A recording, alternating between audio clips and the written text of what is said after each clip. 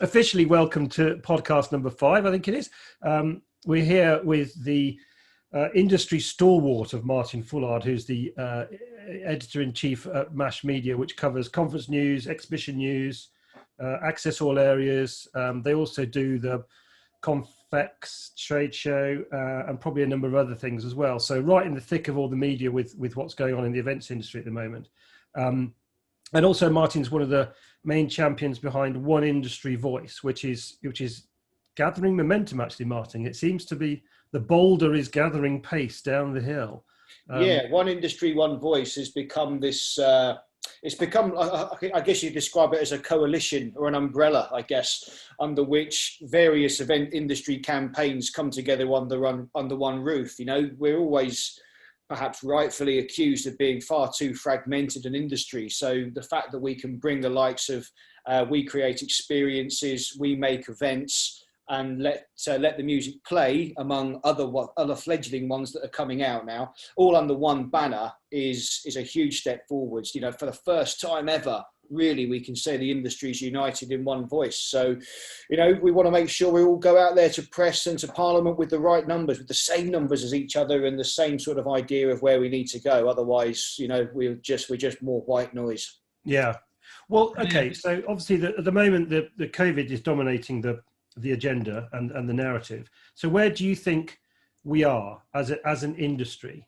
Where do you think we are at the moment? I mean, I think it goes without saying we're in an appalling position. The events industry has been left behind, and I don't like to use dramatic language. You know, I'm not a tabloid journalist, but it really does feel time and time again that the industry has just been forgotten, because I just don't think people understand its economic value. I'll do the numbers off the top of my head because I've quoted them often enough, but conferences and meetings alone in direct spend are worth £19 billion to the UK every year. Exhibitions and trade shows are worth £11 billion to the UK every year. But they're quite hard to sort of justify. And I think that's where the problem goes. I mean, I'd use the example was, you know, through the prism of, say, exhibitions.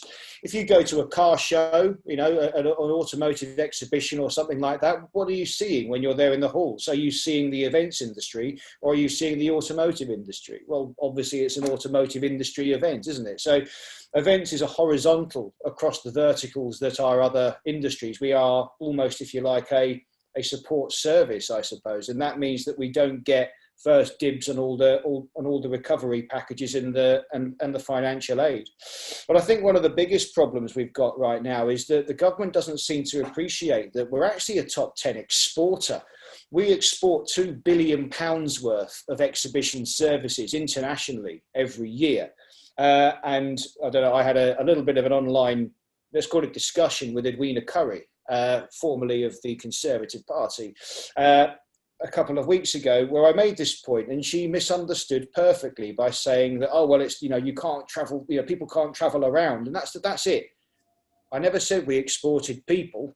I said we export services. British companies are selling their services overseas. They obviously need a solid UK foundation in order to maintain that trading prowess.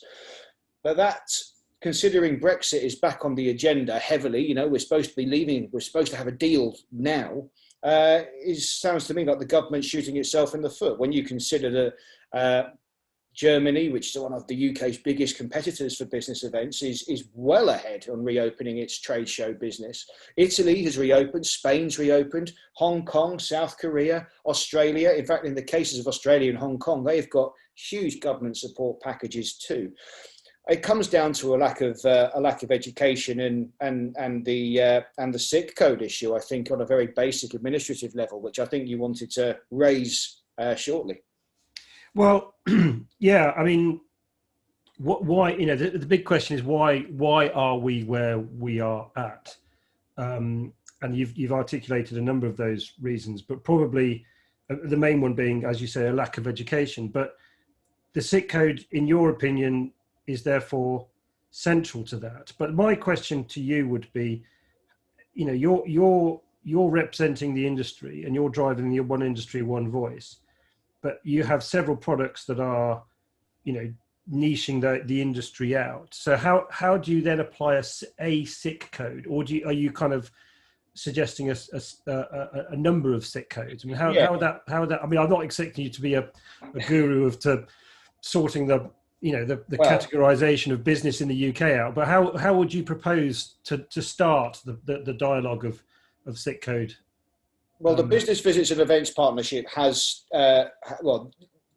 they've been leading on this for a number of years. That's how long it's been going on. This is nothing new. It's just never been urgent, in the sense that we've never really had to worry about it until now. But how it works is there are 752, you can tell I'm a rock star at parties, 752 SIC codes, standardized industrial classification code to the uninitiated. And any company trading on Companies House has to be assigned to at least one SIC code. I believe you can be assigned up to 4, which basically describes your business. And they're all laid out in different sectors. So there is, say, a manufacturing sector, a retail sector, and so on. And then you select the code which best represents, what your business does. And in most cases, and many accountants will tell you this too, that, it doesn't matter, just choose anything, it's not really that big a deal. Unfortunately, it's those SIC codes which are associated to the accounts you submit to Companies House every year. They are the tools with which the Treasury and the Office for National Statistics measure an industry. So what we need is an events sector, if you like. We actually need not just one code, but we need a series of codes. So that will be, for example, activities of conference organizer or exhibition organizer, which are 2 of the 3 that do already exist, along with event catering. But maybe you could have a specific one for venues, specific for agency, one specific for venue finding, one specific for event crewing or production. You get the picture. You actually have to break down the different sectors that exist. So at the moment there are only 3, and for my latest cover story on Conference News, because I live such a rock and roll life, I took a sample list of 200 event businesses off the top of my head, a real mix across conference and exhibition world, which is anything from organisers, venues, agencies, suppliers, you name it. Of those 200 businesses of varying sizes, only about between 20 to 25% of them were using one of the 3 available SIC codes. The rest were not. The rest are essentially registered with other industries, and many of them using the SIC code, forgive my English, I can't remember the number, but basically says business otherwise not registered elsewhere. That's the go-to one. So why does this matter? Well, when the Treasury and the ONS are adding up all the sums, they are only going to be looking at who is registered with the 3 available SIC codes. So I don't know what that figure might be, but we say £70 billion is the value of the events industry to the UK every year. 19 billion conferences, 11 billion exhibitions. Fine, that's what we say. That's a manually worked out figure, and we're asking the government to take our word for it. But when the government are looking at the 3 available codes, they might only be seeing a total value of, I don't know, for argument's sake, £2 billion. Well, then where's the rest of that money gone? It's located elsewhere. So this is one of the most important points. It's too late to save that now. So I can't really expect many businesses to go there and change their classification, because what would be the point? What would be the point now? We're too far down. That certainly has to be our ambition long term. When we get out of this mess, we need to be more properly administrated. But that's essentially the root of the problem. I hope I've articulated that clearly enough. It's not exactly the most exciting of subjects, but it is important. So weirdly, my accountant sent me my confirmation statement this morning, which means to hand, I have 7 pages of SIC codes, because you're right. So I'm a software developer, and my entire output contributes to the events industry. The word event appears once in these 7 pages, and that's the takeaway. Catering, you know them off by heart, clearly. I'm down as a software provider, and yeah, so I'm part of the problem, is because you're not part of the problem. It's part of the fact that just typifies as how it's mismanaged. So you are a software provider. You are therefore part of the technology industry. What the Treasury and the ONS doesn't realise is that you rely on the events industry for your custom. Without that, you either need to diversify away or whatever else. But that's your core market. Your core market has been taken from you. That's where the rub comes in. This is how granular the problem really becomes. Well, you say you're not in the rock and roll business because you've been doing sick code analysis, and I like that stuff. I think that's rock and roll. Well, okay. Two comments. One is Phil and I deal in data all day long, so we're in a data rock and roll business, and you've taken a quick dip in our little pond of data analysis, but also when we look at data, you can paint lots of pictures from data, and so actually it's as we now know it's critically important. But I mean, what do we do? What do we do coming out of this? And I mean, obviously we need to sort our sick code out. That's going to take a longer kind of a longer tail, isn't it? But what do we do in the short term? Are we asking for cash, or are we asking to reopen, or both? I mean, how do we? Because you can't. I mean, I read I've listened to somewhere. I think it was BBC this morning, listening to the scientific advisors, and they were saying they're adhering to the Japanese rule of confinement, open sort of spaces, and anything basically that's indoors is just a complete no-no. So, and you kind of think, oh, actually, that kind of makes sense, doesn't it? It's a breeding ground for viruses, just like you always catch a flu when you go on an airplane. So, do we just kind of have to take this one on the chin and sort our stuff out for later? Is that? I mean, obviously we keep on fighting, but I mean, what do we do? This is the thing. At what point do you stop fighting? I mean, it's exhausting, it's tiring, it's repetitive.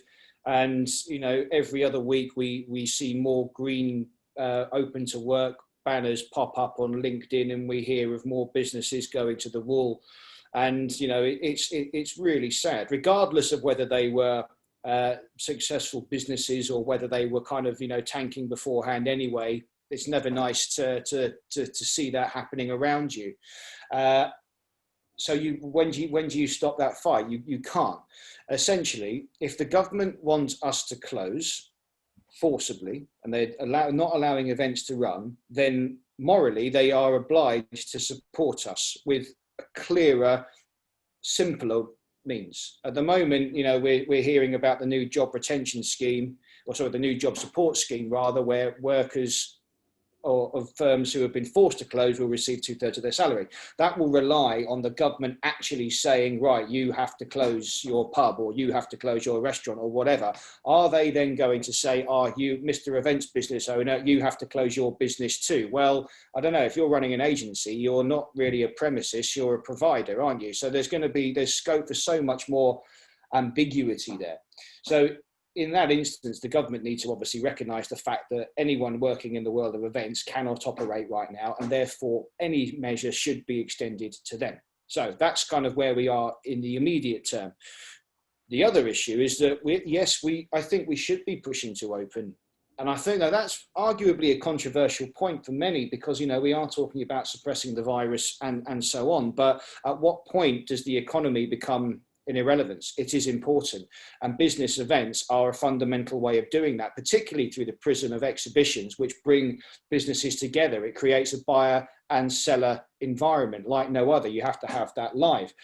Now, some may point to the fact that, crowds of people in, big halls and so on is the opposite of what we need right now. And arguably you would be correct. But we, as an industry, specialise in controlled, managed environments. People management and risk assessment is what we do as standard.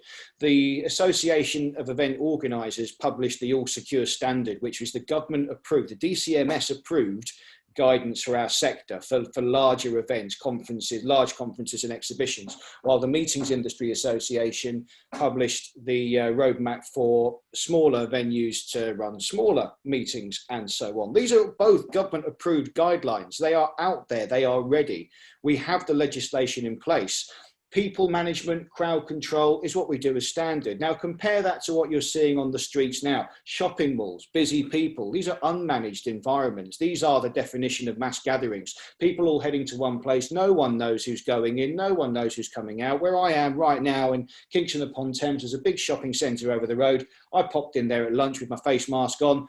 There's loads of people in there walking around. No one knows who they are. They don't know each other, and there's no track and trace to enter the shopping centre. An event, as we know, can have an IKEA-like people movement route, so everyone's walking one way. You can easily, far more easily, arrange things like socially distanced meetings and so on by taping out the floor and so on, and we get to actually do business with one another as well. There is demand for these live experiences out there. That's just not in question, and we are safe. I just think that it's, and this is the cynic in me perhaps, that the government see crowds of people as bad optics for their own PR, and as a result, we are being left behind. That's my personal view. So, okay, there's lots of innovation going on in the industry. My client base is, or our client base is, primarily venues who obviously are all, a lot of them are closed. A lot of them, actually, I'm just getting, we'll come on to this another time, but we're getting some data in for what happened in September. And some venues are seeing a trickle of events being run in September and a trickle of events that are being booked during the month of September for later on. Other venues are not seeing anything and they don't quite understand what's going on. So one of the reasons why we're having this conversation, and we'll come on to it a little bit later, is for us to help. We as a business, Venue Performance as a business, can help the industry look into the future. It seems a bit weird, but we can look into the future and see when events are coming back. And that's something that we'll touch on in a minute. But in the meantime, this whole virtual thing, what's your take on virtual events and studios and actually getting a conferencing message, if you like, content out to a wider audience potentially?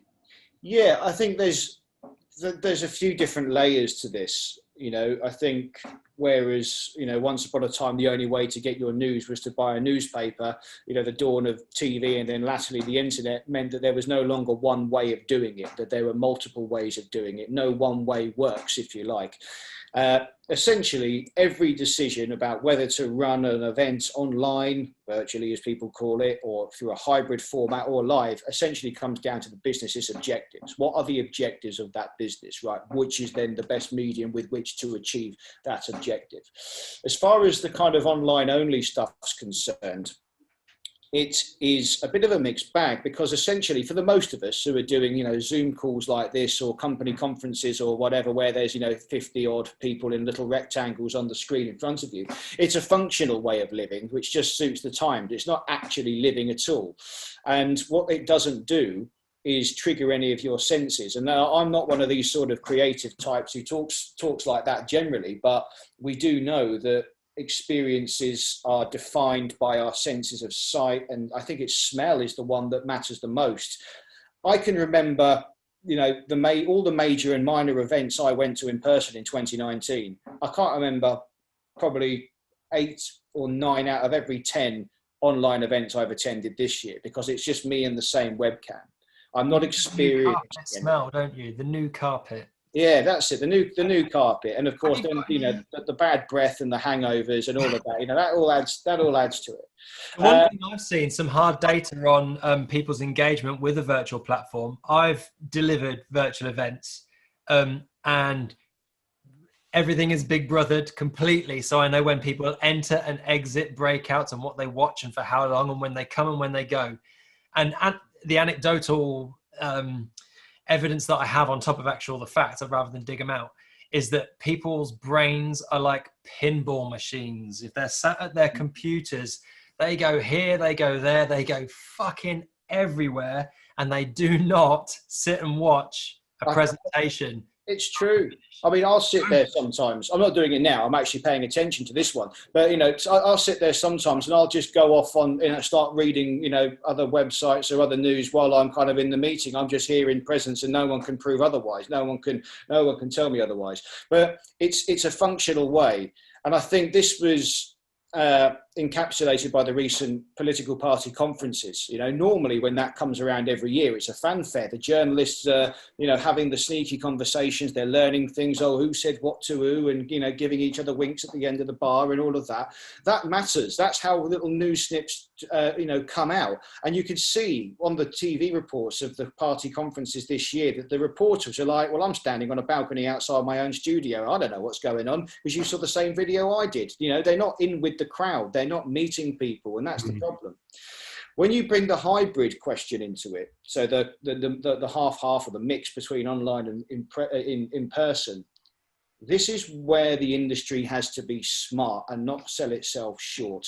At the end of the day, people want, or rather big brands will want, going forward, if they're going to choose hybrid, a TV show quality experience with a proper studio and all of that, not just a Zoom call. Other platforms are available.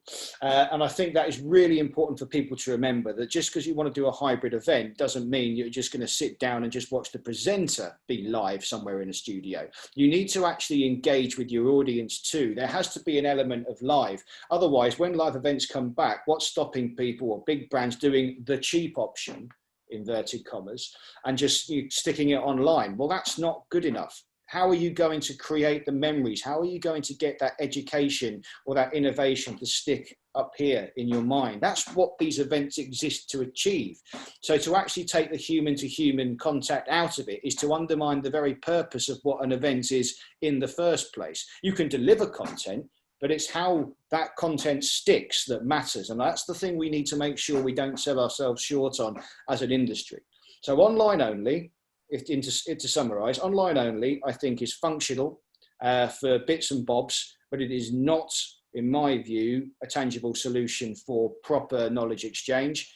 For hybrid, get it right, but don't sell yourself short. If you need proper quality, it's going to come at a price. It's not a cheap alternative. And let's hope we can get back to live experiences one day, because in my view, they are the best. And that's the word, experience. I'm desperate to get it in, Phil. I'm desperate to get it in. Go on. You probably haven't seen it, Martin, because you've got far too many important things to do than watch our monkeying around on these podcasts, even though they're very serious monkeying around. But Mr. Bill Rogers, who is our technical guru of the venue performance platform, gave a quote in one of our previous pods. I think it was last pod or one before, and he said, when live comes back, virtual will be dropped like a hot turd. I think by and large that I'd probably drink to that. I think. Well, I think it's so nice to be validated by someone who knows way more about it than me, because I thought I came off as a bit of a goon. Well, you may have done, Phil, but I mean, certainly the sentiment was there, and also my question was why hot. I mean, I don't know why the temperature of the excrement was particularly relevant, but there we go. It's all in the nuance, isn't it? So what do you foresee? I mean, I've got quite a few questions, most of which actually you've answered, and I've stopped short of saying to you, so what do you think is going to happen then? Because nobody's got a freaking clue, other than they will come back. It will probably be in Q2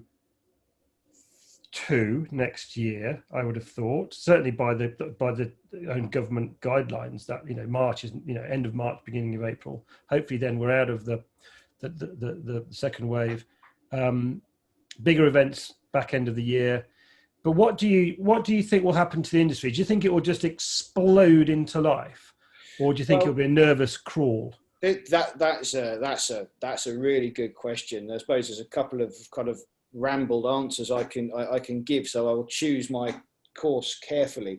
Let's just state for the record right now that there are a few large-ish concerts planned to run before the end of 2020. I'm not a fan of Squeeze O2. They are playing at the O2 in front of just under 5,000 people. Normal capacity is 20,000.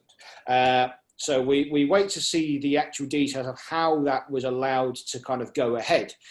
But we do need to demonstrate to the government that we can crack on safely. At the end of the day, that's what it's about. Financial sustainability is a different matter, because 5,000 people of a 20,000 capacity event is probably not going to be a smart business move, but right now it's just demonstrating we can do it at all. So with that in mind, that kind of throws the whole thing wide open. Now, Boris Johnson said, oh yeah, everything's kind of in place till March in a roundabout sort of way. Which sort of, whether he meant it or not, or whether it was official, because don't forget, that's not actually written officially anywhere. That was just what he said. Regardless, what his words will stick with these big brands, and they will not be putting their employees or their delegates at risk. Let's think of the PR opportunity here. That people don't want to be, or brands, companies, event buyers, whatever, don't want to be event zero. They don't want to be, the organizer where an outbreak is traced back to. So there is natural trepidation. And of course, we need turnaround time as well to get these larger events run. So if we're kind of told in March, yeah, you're good to go, well, we need at least 3 months to get these things up and running, and organized. And who's going to be left? On the assumption that a vaccine is widely introduced, and let's remember, a vaccine is not a cure, but it will only kind of help, those less able to hold off or fight off a bad dose. Not go into hospital, basically, because that's the big issue, isn't it? That's the issue. That's the issue. On the assumption that some semblance of normality is restored at some point next year, the events industry, well, if we use the word experience industry, I think is a growth market, will boom. I think that there is so much pent up demand for live experiences that organisers will just not have the time to organise them. So we have to get down to the deepest part of this hateful trough that we're in before we can start coming back up the other side. Now, we will be it goes without saying, a severely depleted industry. We will certainly have had bad PR in the sense of, well, it will put a lot of people off joining our industry, because if this happens again, why would they willingly go and join an industry that was so badly left behind? Will we have the capacity? I don't know, but there will certainly be the demand for experiences. I just can't see there not being any demand for it. And I think that we will skyrocket. When it's safe to do so, they'll fly up. Can I air a rather ridiculous thought, post-Guinness thought, that the venue spaces and events industry, we could actually be a mechanism for delivery of a vaccine if it arrives. So the vaccine's created, great. It's in the warehouses now, great. The method of delivery, is that Tesco's, pharmacies? It's not, because is there an opportunity to turn those large Nightingale hospitals, which are in venue spaces, to turn them into vaccination centres? Oh, and while you're here, enjoy the car show. I have no idea. I think that they'd be administered in GP surgeries or in hospitals like the normal flu jab, and you get your call-up letter if you're over a certain age. I can't imagine the kind of people queuing up for testing. I think that would be quite an interesting image, everyone lining up for their vaccination. You get your protesters and your anti-vaxxers there as well. I don't know is the answer to that. Interesting concept, though. It might be. So, I mean, we've got AV suppliers, software providers, we've got caterers. Oh, and there we go. And at that moment, he froze on us. Yeah, your kids are playing Nintendo or whatever it is. Maybe my internet knows I'm saying something stupid. Yeah, or controversial, because you have been known to do that. Okay, so let's come on down to some practicalities. Come on down. Let's focus on some practicalities then. One of the reasons why we're connecting is we're not a PR vehicle. We're not a marketing or an outreach platform. We're a platform. Venue Performance is a platform to help venues measure their performance. The clue is in the name. And of course, obviously, there hasn't been a lot of performing recently because they've all been shut. But there is movement, however small the trickle of data, the rock and roll data might be, there is movement. And if that trickle becomes a flow, which becomes a torrent, then we can all measure it. So there is a way that we can kind of track that. We can track that it is our gift to the industry, if you like, that we can track that. So what are your thoughts on having some sort of benchmarking facility for the industry? What are your thoughts on what that could do and what you could use it for? That, I think, would be it's gold dust. And this goes back to what I was saying earlier. When it comes to working out what the industry's worth and so on, everything is always a year or two behind because it needs to be manually researched. We don't have, as an industry, anywhere at large, any up-to-date, reliable, relevant data. And we need to be able to look at places, like London, and get an idea of almost, what happened last month? How many events were booked? How much was that venue making? How does it compare to that one? That is vital. And I speak to the associations, the various trade bodies on a very regular basis, and they are always being asked for data to hand over to the DCMS, which is our sponsoring government department. And every time, and it's not their fault, it's just the way the cookie crumbles, they have to go out to their memberships and ask, right, can you give us this information for this? What did you post in the last quarter? What did you do last month?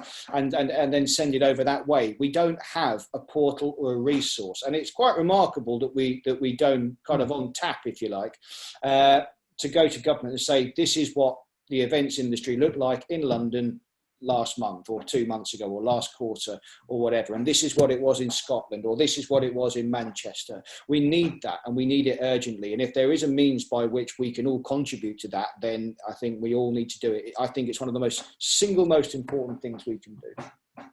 So what do we do then? How do we get people? Because we've got it. We've built the platform. We've got it all ready to go. What do we do to get people to use it? I mean, there are lots using it. There's nearly 80 using it already. So, there isn't a shortage, but we could have more. I think that everyone needs to understand that they have a role to play, and that, we can't all be, sword wielding heroes on white horses. In order to save the industry, in the eyes of government, we need to provide them with numbers. And you can be a hero. Anyone can be a hero by signing up to join the service, to actually supply this information, because we are stronger together. Look at One Industry, One Voice. Never before has the industry been so united. And, that's in One Industry, One Voice. And that's a really positive message we're going out there. But we need to have that backed up with reliable data. It's not a big ask. If you are a venue operator or whatever, you really should be on board with this. You should be signing up, and you should be contributing to this data pot, because it will determine the future of our industry. Do you think we can have, I mean, do you think we need to incentivize people? I mean, I don't know what more incentive you can get than. Well, I think, yes. I don't think you can be more incentivized than, saying, well, this will help us all stay in business. If you're a venue that relies on corporate business, to operate, to stay alive and to keep people employed, if the price is provide your data so we can help build a picture and show government just how much we're pulling in, then that's a fairly simple, straightforward and valuable step, in my view.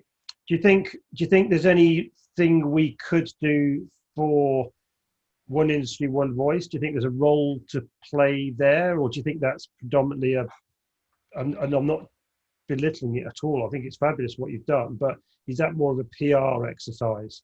Well, I mean, as with anything, it can be fluid and can evolve with the needs of the day.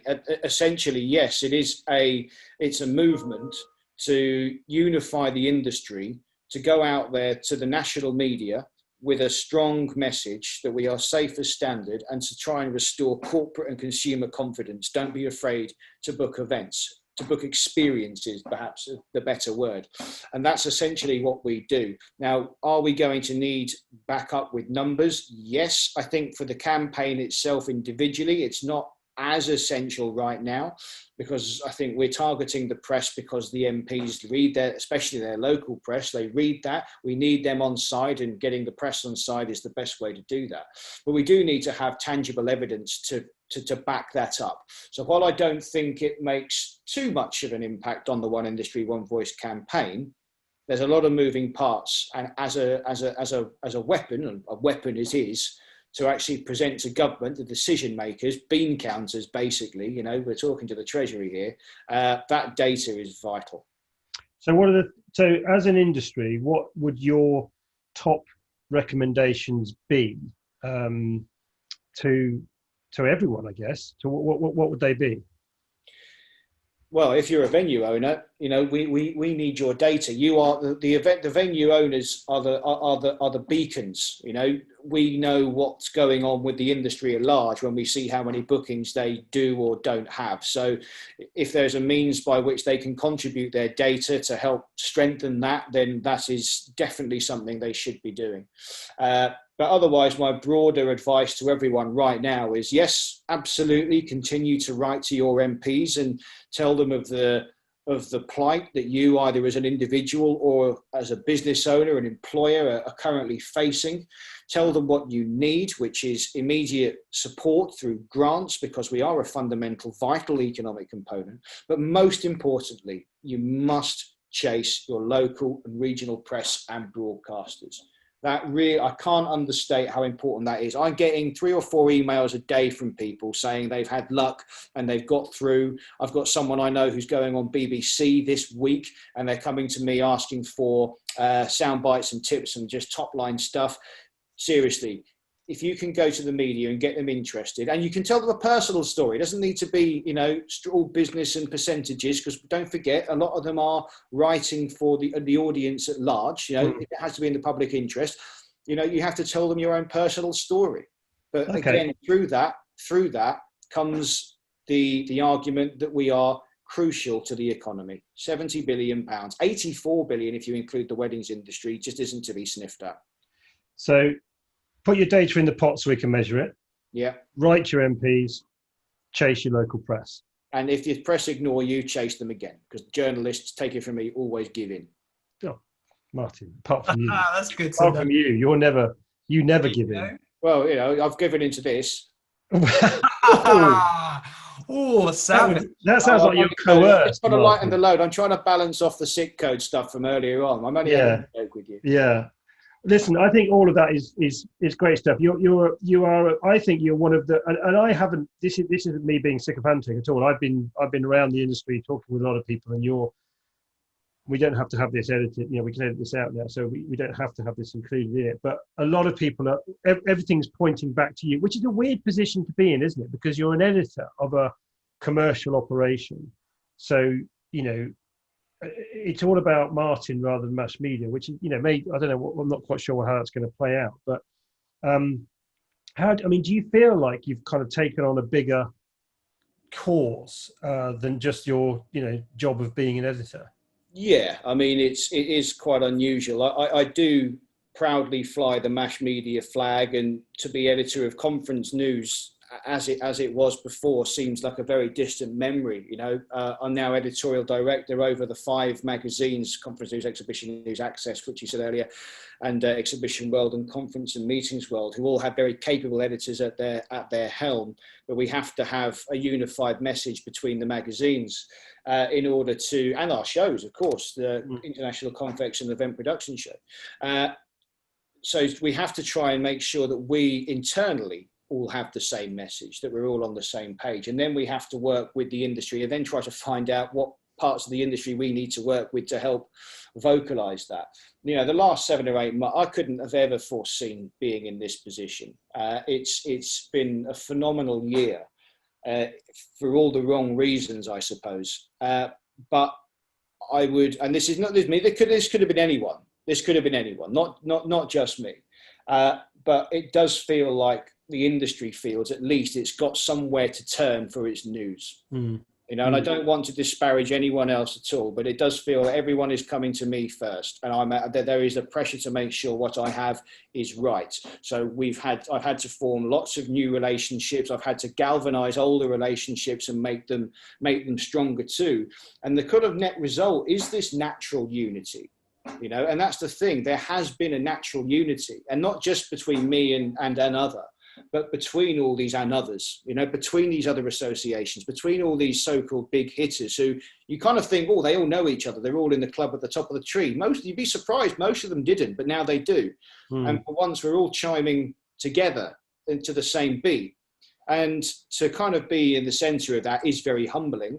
But of course, we are sitting here in the middle of a pandemic where we really are in no better a situation than we were 8 months ago. So I'm mindful of what's been achieved. Unity's been achieved, but we haven't actually got what we want from government yet, and we're not running events yet. So there's still a long way to go. Yeah, huge.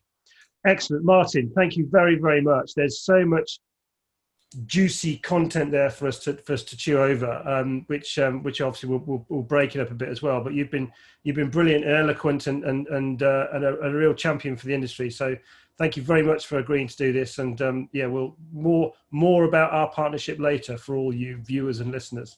Absolutely, guys. Thank you very much for having me. You're welcome. Thanks, Martin. Cheerio.